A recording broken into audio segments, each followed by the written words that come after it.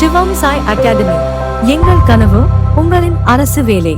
TNPSC தேர்வுக்கு தயாராகி கொண்டிருக்கிற அனைத்து மாணவர்களுக்கும் வணக்கம். இந்த வகுப்புல குன்றக்குடி அடிகளார் தொடர்பான செய்திகளில் இருந்து டிஎன்பிஎஸ்சி வினாக்களை நம்ம பார்க்க போறோம். கிட்டத்தட்ட 26 கேள்விகளை இந்த வகுப்புல பார்க்க போறோம். இந்த 26 கேள்விகளையும் நீங்க முழுமையாக பார்த்து முடிச்சிட்டீங்கன்னா குன்றக்குடி அடிகளார் தலைப்பிலிருந்து எப்படி கேள்வி கேட்டாலும் நம்மால் மிக எளிமையாக பதிலளிக்க முடியும். முதல் கேள்வியை பாருங்க. அறிக அறிவியல் என்ற அறிவியல் இதழை நடத்திய ஆன்மீக துறவி யார்? அறிக அறிவியல் என்ற அறிவியல் இதழை நடத்திய ஆன்மீக துறவி குன்றக்குடி அடிகளார் அவர்கள். இரண்டாவது கேள்வி, குன்றக்குடி அடிகளாரின் இயற்பெயர் என்ன? குன்றக்குடி அடிகளாரின் இயற்பெயர் அரங்கநாதன். நல்லா பாருங்க, அரங்கநாதன். ஆப்ஷன்ல ரங்கநாதன் இருக்கும். அவசரத்துல நீங்க ரங்கநாதன் போட்டீங்கன்னா கண்டிப்பா தவறாயிடும். அரங்கநாதன் என்பதுதான் சரியான விடை. மூன்றாவது கேள்வி பாருங்க, மிக மிக முக்கியமான கேள்வி.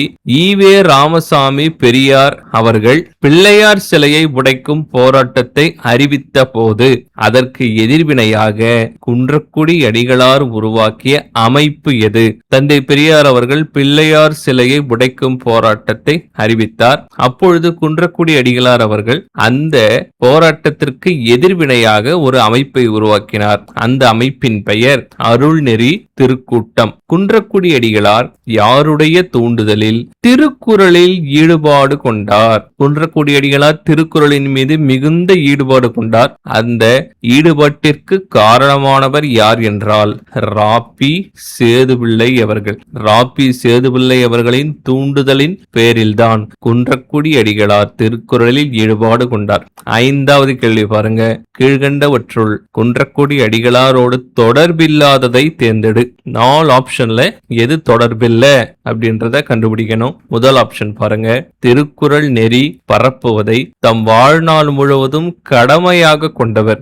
எந்த ஆப்ஷன் சரிதான்? இறை தொண்டு, சமூக தொண்டு, இலக்கிய தொண்டு ஆகியவற்றை பேச்சு மற்றும் எழுத்து திறமையால் சாற்றியவர். இந்த ஆப்ஷனும் சரிதான். குன்றக்குடி திருமடத்தின் தலைவராக விளங்கினார். இதுவும் சரிதான். இப்ப எந்த ஆப்ஷன் பொருந்தல, எந்த ஆப்ஷன் தவறுனா இலக்கியத்தை எவ்வாறு சுவைக்க வேண்டும் என்பதை நயமாக கூறி புகழ் பெற்றவர் என்பது தவறு. அப்படின்னா இலக்கியத்தை எவ்வாறு சுவைக்க வேண்டும் என்பதை நயமாக கூறி புகழ் பெற்றவர் யார் என்பதற்கான பதில நீங்க 26 கேள்வியை முடிச்ச பிறகு கடைசியில கமெண்ட்ல சொல்லிட்டு போங்க. 6வது கேள்வி பாருங்க. தமிழ்நாடு அரசு குன்றக்குடி அடிகளாருக்கு திருவள்ளுவர் விருது வழங்கிய ஆண்டு எது? இந்த 6வது கேள்விக்கான சரியான விடை 1986. ஆப்ஷன் ஏ சரியான விடை. 7வது கேள்வி. யாருடைய வாழ்க்கை வரலாறு மண்ணும் மனிதர்களும் என்ற தலைப்பில் ஆனந்த வீடனில் வெளியானது? நமக்கு தெரியும், என் சரிதம் என்பது ஊவே சாமிநாதர் அவர்களுடைய தன் வரலாறு. அதுவும் ஆனந்த விகடனில் தான் வெளியாச்சு.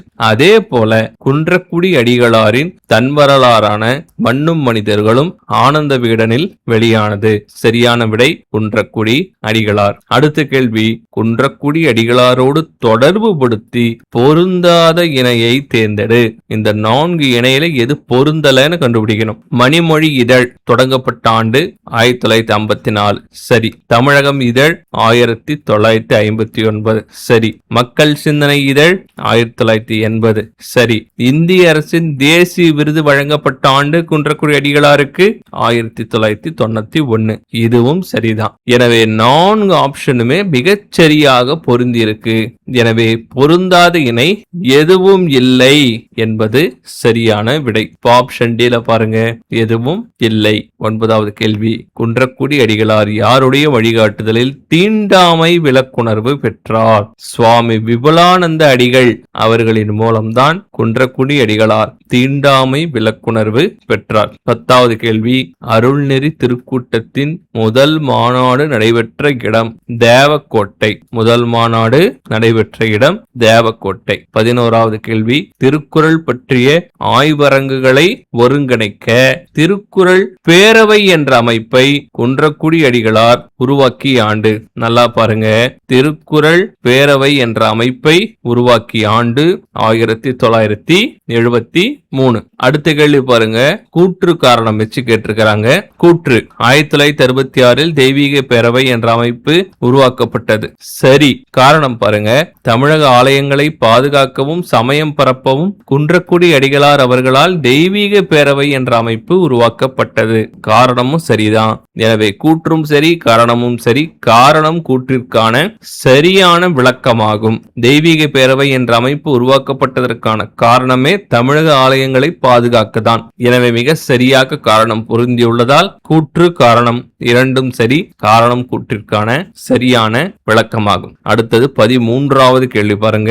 குன்றக்குடி அடிகளாரால் அருள்நெறி திருப்பணி மன்றம் என்ற அமைப்பு உருவாக்கப்பட்ட ஆண்டு. அருள்நெறி திருப்பணி மன்றம் என்ற அமைப்பு 1955 ஆண்டு உருவாக்கப்பட்டது. 14வது கேள்வி. குன்றக்குடி அடிகளார் தருமபுர ஆதீனத்தின் கணக்கர் பணி என்ன பணின்னு கூட நமக்கு டிஎன்பிஎஸ்ல கேட்பாங்க. என்ன பணியில சேர்றார்? கணக்கர் பணியில. எந்த ஆண்டு சேருகிறார் என்றால் 1944 பணியில் சேர்ந்தார். 15வது கேள்வி. அருள்நெறி திருக்கூட்டம் என்ற அமைப்பு உருவாக காரணமாக இருந்த மாநாடு நடைபெற்ற இடம். நல்லா பாருங்க, அருள்நெறி திருக்கூட்டம் என்ற அமைப்பு உருவாக்கப்பட்டு முதல் மாநாடு நடைபெற்றது திருவாலப்புத்தூரா தேவக்கோட்டையா? முதல் மாநாடு நடைபெற்றது தேவக்கோட்டை. ஆனா இந்த அருள்நெறி திருக்கூட்டம் என்ற அமைப்பே உருவாவதற்கு ஒரு மாநாடு காரணமா இருந்தது. அது எந்த மாநாடு, எங்க நடந்த மாநாடுனா திருவாலப்புத்தூரில் நடைபெற்ற மாநாடு. திருவாலப்புத்தூர்ல ஒரு மாநாடு நடைபெறுகிறது. அந்த மாநாட்டுல அருள்நெறி திருக்கூட்டம் என்ற அமைப்பு உருவாக்கலாம் என்ற ஒருமித்த கருத்து ஒலிக்கிறது. அதன் அடிப்படையில் அருள்நெறி திருக்கூட்டம் என்ற அமைப்பு உருவாக்கப்பட்டு அந்த அமைப்பினுடைய முதல் கூட்டம் தான் தேவக்கோட்டையில் நடைபெறுகிறது. தெளிவா ஞாபகம் வச்சுக்கணும். அடுத்த கேள்வி. கீழ்கண்டவற்றில் எந்த ஒன்று குன்றக்குடி அடிகளாரின் படைப்பு அல்ல? திருவாசகத்தின் அவருடைய படைப்பு, அப்பர்விருந்து அவருடைய படைப்பு, குறட்செல்வம் அவருடைய படைப்பு. பாரதி சந்தி அவருடைய படைப்பு அல்ல. பாரதி யுக சந்தி என்பதுதான் அவருடைய படைப்பு. 17வது கேள்வி. கீழ்கண்டவற்றில் குன்றக்குடி அடிகளாரின் படைப்பில் தமிழக அரசின் முதல் பரிசு பெற்ற நூல் எது? பல்வேறு நூல்களை குன்றக்குடி அடிகளார் எழுதியிருக்கிறார். அதுல தமிழக அரசின் முதல் பரிசு பெற்ற நூல் ஆலயங்கள் சமுதாய மையங்கள். இது அவருடைய நூல்களிலேயே மிக மிக முக்கியமான நூல். 18வது பாருங்க. குன்றக்குடி அடிகளாரின் தெய்வீக பேரவை சார்பில் நடத்தப்பட்ட இதழ் எது? எந்த இதழ் தெய்வீக பேரவை என்ற அமைப்பின் சார்பில் நடத்தப்பட்டதென்றால் அருளோசை என்பது சரியான விடை. 19வது கேள்வி. அறிவியல் என்ற இதழ் எந்த இயக்கத்தின் சார்பில் நடத்தப்பட்டது? அறிவியல் என்றாலே விஞ்ஞானம் தான். சரியான விடை சுதேசி விஞ்ஞான இயக்கம். 20வது கேள்வி பாருங்க. மண்ணும் மனிதர்களும் என்பது குன்றக்குடி அடிகளாரின் தன் வரலாறு. அந்த மண்ணும் மனிதர்களும் எனும் தலைப்பில் குன்றக்குடி அடிகளாரின் தன் வரலாறு வெளியான ஆண்டு 1992. 21வது கேள்வி பாருங்க. கந்தசாமி தம்பிரான் என அழைக்கப்படுபவர் யார்? தம்பிரான் என்றாலே நமக்கு சுந்தரர் தான் ஞாபகம் வரும். ஏன்னா தம்பிரான் தோழர் என்று அழைக்கப்படுபவர் சுந்தரர். ஆனால் கந்தசாமி தம்பிரான் என அழைக்கப்படுபவர் குன்றக்குடி அடிகளார் அவர்கள் தான். 22வது கேள்வி பாருங்க. தவறான ஒன்றினை தேர்ந்தெடு. குன்றக்குடி கிராம தன்னிறைவு திட்டம் உருவாக்கப்பட்ட ஆண்டு 1973 சரி. அருள்நெறி திருப்பணி மன்றம் 1955 சரி. அருள்நெறி திருக்கூட்ட முதல் மாநாடு 1954 சரி. குன்றக்குடி அடிகளாரின் நூல்கள் நாட்டுடைமையாக்கப்பட்ட ஆண்டு 2006 அல்ல. தவறு. அப்ப 4 ஆப்ஷன் தரேன். 2007, 2005, 2003, 2001. இந்த 4 ஆப்ஷன்ல எந்த ஆண்டு நாட்டுடைமையாக்கப்பட்டது என 26 கேள்விகளை முடிச்ச பிறகு கடைசியா கமெண்ட் பண்ணிட்டு போங்க. 23வது கேள்வி. அருள்நெறி திருக்கூட்டத்தின் முதல் மாநாடு தேவக்கோட்டையில் யாருடைய தலைமையில் நடைபெற்றது? யார் அந்த கூட்டத்திற்கு தலைமை தாங்கினார் என்றால் மூதறிஞர் ராஜாஜி அவர்கள். ராஜாஜி அவர்களின் தலைமையில் தான் தேவக்கோட்டையில் அருள்நெறி திருக்கூட்டத்தின் முதல் மாநாடு நடைபெற்றது. 24வது கேள்வி பாருங்க. இந்திய அரசின் அறிவியல் செய்தி பரப்பும் தேசிய குழு எந்த ஆண்டு குன்றக்குடி அடிகளாருக்கு தேசிய விருது வழங்கி சிறப்பித்தது? நம்ம இதற்கு முன்னாடி ஒரு கேள்வியில தேசிய விருது வழங்கப்பட்ட ஆண்டு 1991 பார்த்தோம். இப்போ ஒரு படி மேல போயிட்டு எந்த குழு கொடுத்ததுன்னு கொடுத்திருக்கிறாங்க. இந்திய அரசின் அறிவியல் செய்தி பரப்பும் தேசிய குழு தான் 1991 ஆண்டு குன்றக்குடி அடிகளாருக்கு தேசிய விருது வழங்கியது. 25வது கேள்வி பாருங்க. கீழ்கண்டவற்றில் குன்றக்குடி அடிகளாரின் கவிதை தொகுப்பு எது? அவருடைய கவிதை தொகுப்பு கவியரங்கில் அடிகளார். 26வது கேள்வி மிக மிக முக்கியமான கேள்வி. குன்றக்குடி அடிகளார் தருமபுர ஆதீனத்தின் இளவரசரான போது சூட்டப்பட்ட பெயர் எது? அவருடைய இயற்பெயர் அரங்கநாதன் என்பது சரி. அவருடைய மற்றொரு பெயர் கந்தசாமி தம்பிரான் என்பதும் சரி. அவர் தருமபுர ஆதீனத்தின் இளவரசரான போது சூட்டப்பட்ட பெயர் அருணாச்சல தேசிக பரமாச்சாரியார் என்பதுதான். எனவே சரியான விடை ஆப்ஷன் டி.